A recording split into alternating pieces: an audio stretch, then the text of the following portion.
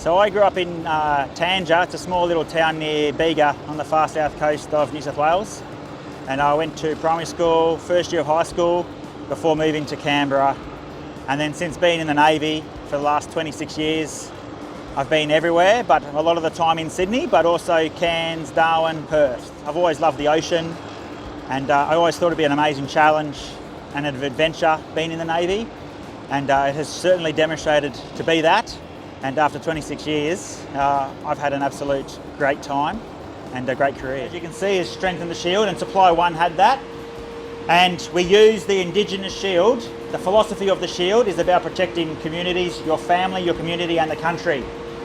And so it's all about, for us in a ship we serve, it's about looking after those to the left of you and the right of you. And so to get all of that gear, cargo, across to other ships, it can either go in the lift in this room up to our replenishment deck and it gets transferred across from ship to ship, or it can be taken down the back of the ship up onto the flight deck and then get carried off via helicopter with an underslung load or inside. So at the moment we're just in maintenance. We just got back from Tonga for the last 5 weeks, and we were assisting our partners and family in Tonga in the recovery effort after the tsunami hit.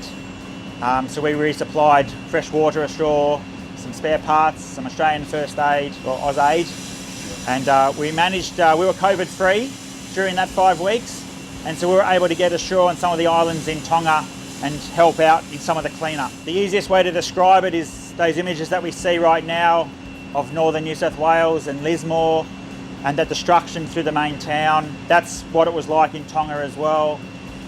Just complete devastation. A lot of the islands lost 70% of their infrastructure, and a lot of the islands are isolated, so they don't get heavy equipment on there. It's more difficult. So to get 150 sailors from Australia, feet on the ground, helping to clean up, I think was a real big boost to their morale and just the care that another country's coming to help. The buffer.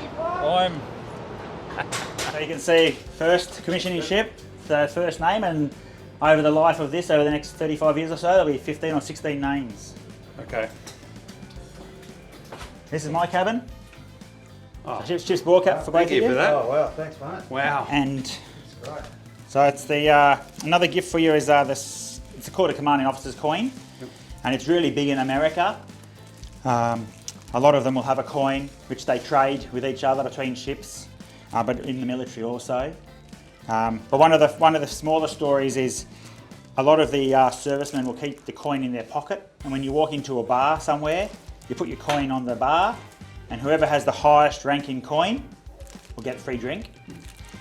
It's not so big in Australia, but commanding officers and ships do have coins, which we do trade with other countries. But I wanted a coin that captured 3 things.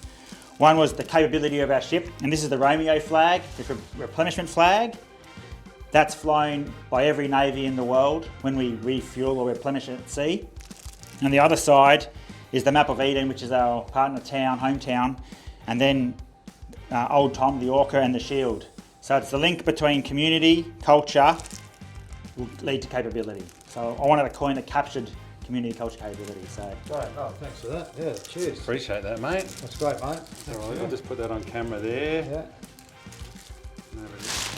normally when we're at sea, cruising along, we'll have about 5 ship's crew up here. Yeah. Okay. And one will be on the helm, steering the ship. Oh, okay, so there it is there. That's the helm there. We still have one, but we can often go into auto steering. It will do it by itself. Right, yep. So this lever here is our propulsion. So this is the speed. This will control the speed. The wheel will steer the ship. We have one propeller, one rudder, and these are all the controls for alarms and indicators of the equipment. And you can see up the top here, it'll tell you if you're going to the left or the right, or port or starboard is in the Navy. Yep. And so you can turn the wheel either to port or starboard, left or right. Yep. And that will take us in accordance with our plan, our track. So Sydney is our home port and our eastern port, home for most of the Navy ships. We also have a base in the west at HMAS Stirling, which has a lot of other Navy ships, but this is where we spend a lot of our time.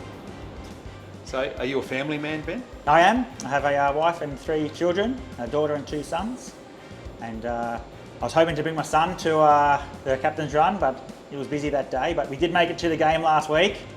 He was very impressed. Both boys loved it. Do they play rugby league? No, they actually play soccer and AFL and cricket. I am a Roosters man, but I do have a soft spot for the Bunnies now. So there you go. Yous all do, I think. It's all coming in now, the bunnies.